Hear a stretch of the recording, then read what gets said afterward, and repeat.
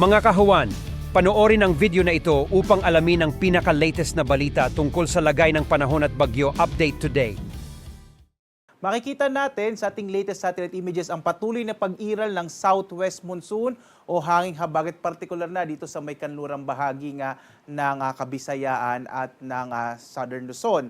At inaasahan natin dulot ng southwest monsoon, malaki yung tsansa ng mga pag-ulan at maulap na kalangitan, partikular na sa bahagi nitong Palawan at gayon din sa Western Visayas. So ito yung area ng Panay Island at gayon din sa bahagi ng Guimaras. Sa nalabing bahagi ng ating bansa, makakaranas pa rin tayo ng medyo mainit at tanghali habang malaki yung tsansa ng mga pulupulong pag-ulan, pagkilat pagkulog sa hapon hanggang sa gabi, lalong-lalo na dito sa mga nasa western section ng Luzon.